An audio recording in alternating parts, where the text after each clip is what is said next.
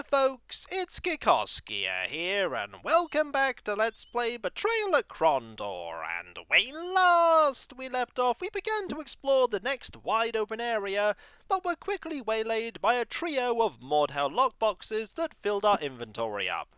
We then decided to head all the way back to Malik's Cross via teleportation, so that we could not only sell things at Nia's store, but also get our equipment enchanted. You see this 75% accuracy melee? Well, with this blade that is poisoned and has Blessing 3, we have 15% bonus accuracy, which means it's far, far more dangerous. And that poison we got from using the spider that we've had all this chapter. We should use that pretty much every fight, because that makes our weapons so much more devastatingly deadly. Now let's look around here and see if we can find anything else. Well, there is a house here. We should go say hello.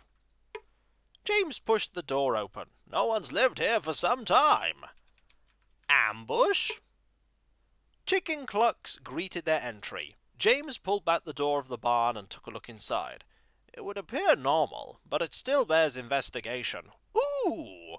Something to fix up a crossbow. Not gonna say no. Not gonna say no. If we find any crossbows, we can fix them up.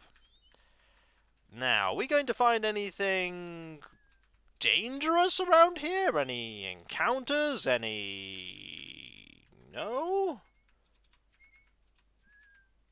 There's a box here. Ah! It's a locked box. Right. Magic. There we go. Now let's get a selection of lockpick skill increases going. I don't know if having your lockpicking selected makes any difference, but is it trapped? Nope, it's perfectly safe. James nodded. I know this make of lock. I believe it can be opened with a peasant's key. Well, this is a peasant's key, so... With a pleasant click, the key turned inside the metal lock. Let's take a look at what's inside. 30 sovereigns and another note. Huh. What's the note? To the priests of Kahuli, whoever it is that has stolen my pants may be eternally at the pot. GL Esquire of Havenwood. That is most certainly a curse. That is a curse. Also, this is a wooden stump that has a shell in it. Okay. Anything else here? No, it wouldn't seem so. There is that area over there, though.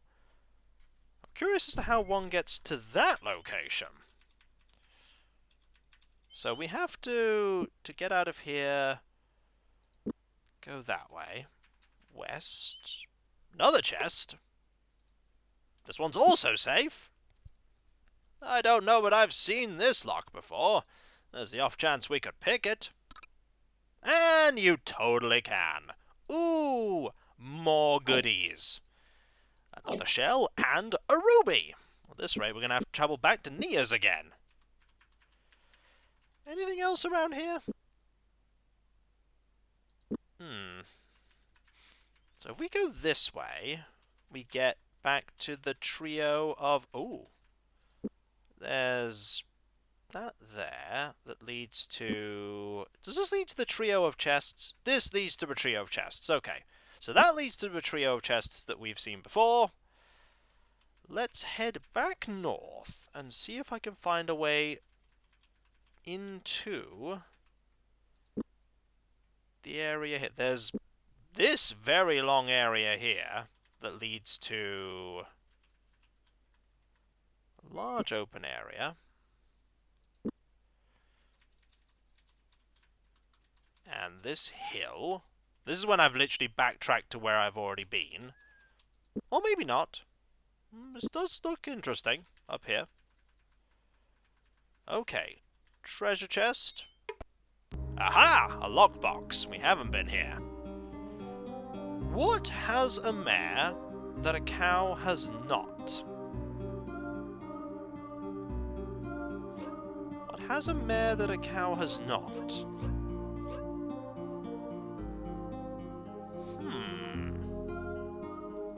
Now that's a curious one.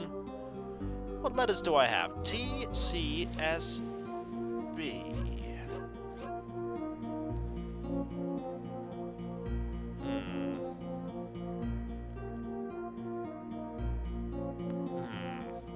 Clearly not bullet.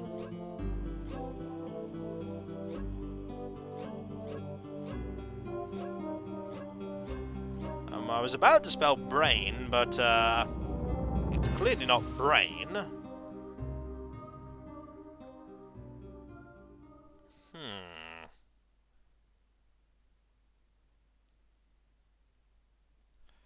What is it?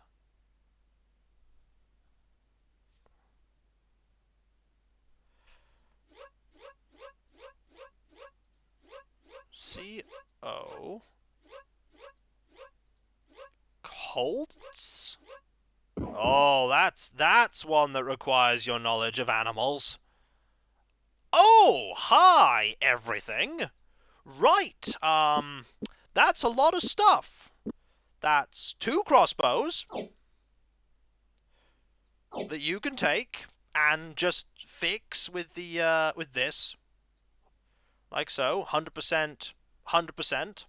That is an emerald, or ruby rather. That is a 100% blessed sword, number 1, and armor that you're going to have a go at fixing first, and then we're going to have somebody else try and fix it. Ding, ding, ding. Gets it to 93. Doesn't get you a point of armor craft, though. That's a lot of good loot. That's a lot of really good loot. And who wants to bet we're about to have a fight that's going to make me getting this loot a sad thing, because we'll have no inventory. There's another box. Oh no, there's another box! The one who made it didn't want it, the one who bought it didn't need it, the one who used it never saw it. That's a coffin. This is an oldie. An oldie of a riddle, and I know this one. Don't need to ponder that one at all. In here? Oh, look at all this stuff! Okay, how much space do I have? Just enough space for the crossbow. And that's it. That's all I have space for. So, this was a lovely little hidden area. Let's just rush back to the road. Oh, there's also fires here. Let's ignore the fires for the moment and try to find my way back to the road. Where's the road? Really, where is the road? Okay, that's the trio of boxes. There's the road! Okay, we found the road, everyone! Trust me, that was a little harder than it should have been, but we found it. And it's probably about to, yep, we're about to have the sun set on us. But we have a fair number of rations. And we are back at Cavil Keep. And I totally did that thing where I run right past Cavil Keep because I was sticking to the roads. Cavil Keep. Let's make some money. Quite a bit of money, too. We don't need these crossbows. 10 is not great, but you know, it's money. This sword will get a whole 3. This crossbow will get 23. We're not going to get very much for this, are we? 58. That's fine. Sell the 99 shell. Sell the lesser of the... or the greater of the 2 rubies, rather. 130. And we have another ruby. 130. Excellent. We can't sell that. Do we really want to keep it? Not really. By the way, our inventory is just getting laden with the notes we've got. I'd like to most certainly do this. and haggle. That's much better. You have all of them. You have the lot. Actually, no. You have the lot. Because then we have 6 spaces, 4 spaces, and 4 spaces. Excellent. And just like that, we're back on the road, and we're nearly back to having 7,000 sovereigns. And we're not really trying to make lots of money here. But we're still doing it. Okay, let's see. We are back in the open area, or just about back in the open area.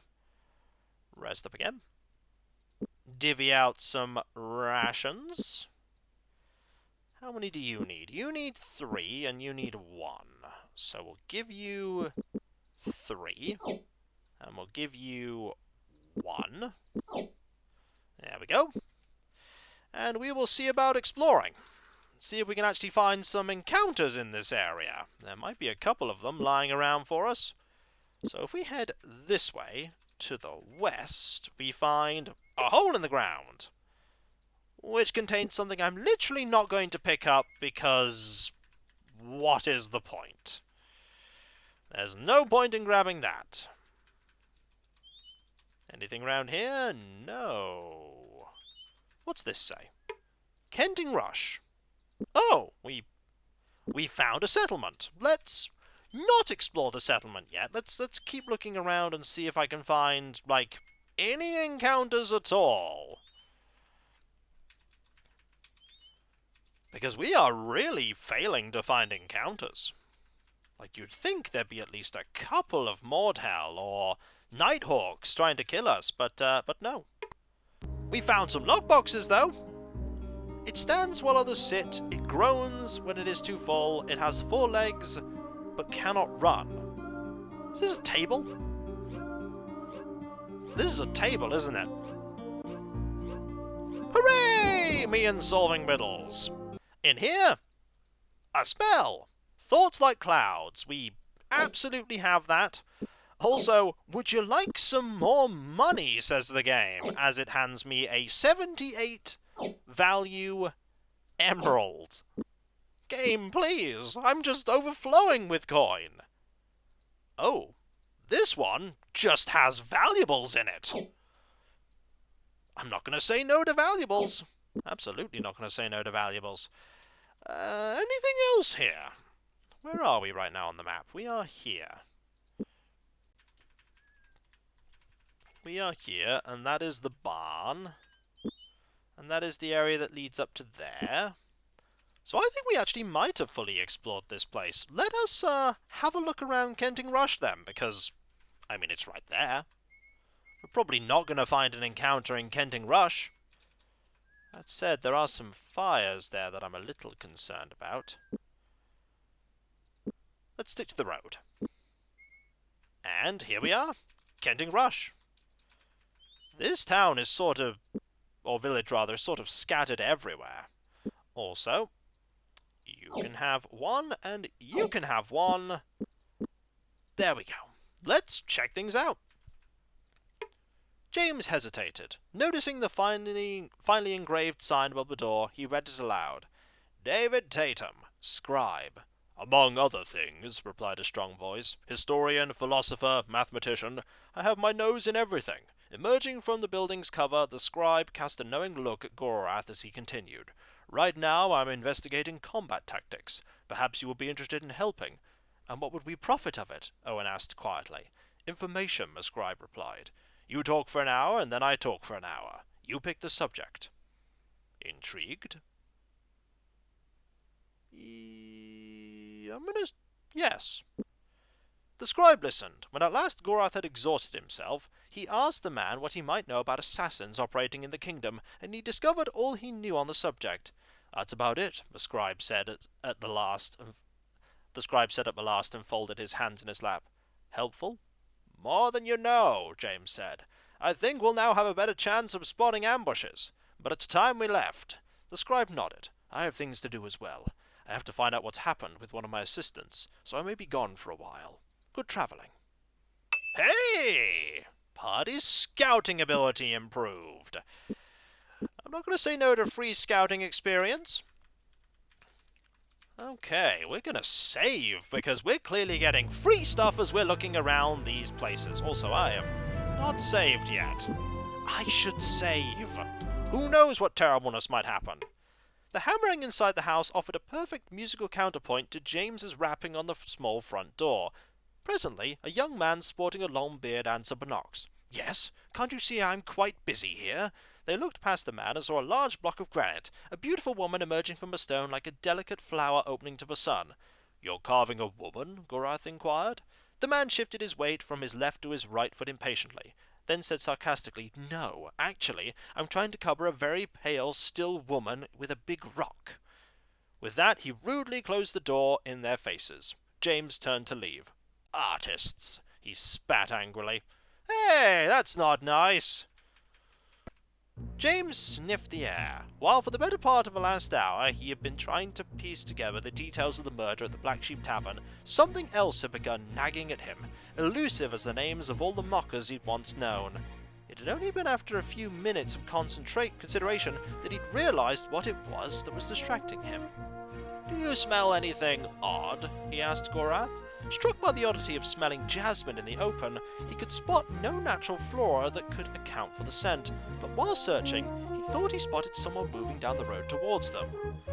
"There is little here to give event enough to warrant visitors from the Bitter Sea, and if that weren't enough, it seems we have guests as well from Elvander. Welcome to Kenting Rush.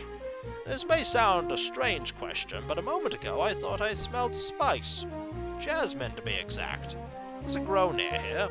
You have a keen nose. Unfortunately, it isn't local.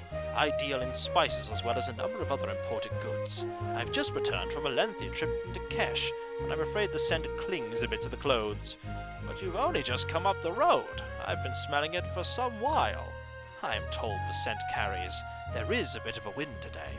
So, as you are travellers in the area and dealing with the natives can sometimes be difficult, is there any way I can be of some assistance to you?" I don't trust this man. I said that I didn't trust the Count back in Caval Keep, but actually I trust this man less. "By any chance, are you any relation to Du Sandau, who was the workman who built Count Corvallis' wine cellar?" "None, but unfortunately the Count refuses to believe me. I see conspiracy in his eyes every time I meet him, but I don't know how I can put him at ease about the accident. We would both be all the healthier if he didn't dwell on such an unfortunate coincidence." "Do you know anything about the accident that killed Neville Corvallis?" "It was a peculiar accident, if I understand the tavern keeper at the Duck's Head in Caval Keep. Seems this Sandau fellow was something of a drunkard, who had a reputation for building inferior structures. I find it hard to believe the Count would have entrusted the construction to such a man, but surely he couldn't have meant for the wine cellar to collapse." "You think the Count intended to have the wine cellar collapse? For what purpose? I've heard the Count suspected his son of something terrible, but the Count and I have enough bad blood between us. I don't wish to say anything else that may jeopardize my suit with Eugene. As the things I've related to you are rumor, I would appreciate it if you didn't tell the Count we have spoken on the subject." "Let's talk about the Count. What reason would Count Corvallis have to dislike you, Navon? Perhaps he is an overprotective father, who is to say? I'm frankly surprised he hasn't hired a band of Nighthawks to have me killed. I ask too many questions for his tastes." "You think he has connections to the Guild of Assassins?" "It's a well-known fact he is surrounded by Nighthawks. They guard his house, his lands, Caval Keep.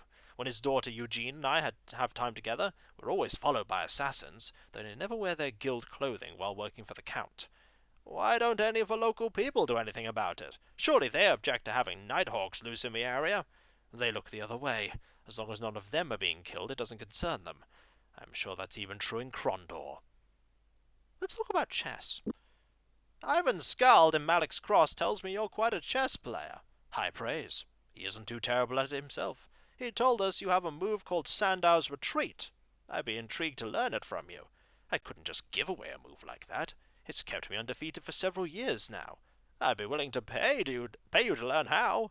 "You're after Ivan, aren't you? He won't know what's hit him until you have him. As I recall, he always bets an emerald, so I'll let you at least get something from the win.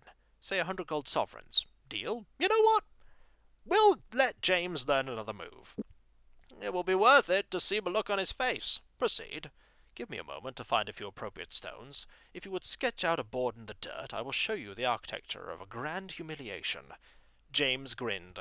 As Navo played out his moves using an odd assortment of stones, it was apparent the play would be devastating if used against an aggressive opponent. Think you can remember all of that? Navon asked, brushing the dirt from his hands. Not a problem, James replied, dumping Navon's fee onto the hastily created chessboard. I think Ivan is in for quite a surprise. I don't think so, because you've already won. As we have appointments elsewhere, we should probably be on our way. Good travelling to you, then, and if you ever have any need of anything and are in Kenting Rush, be sure to come and see me.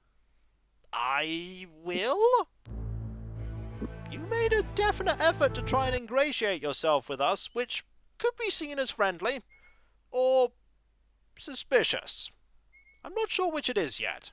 And so, when we come back, folks, we have Kenting Rush to explore, and maybe we'll find something worth our while here. And so, I'll catch you next time, folks, and I'll see you then. Later.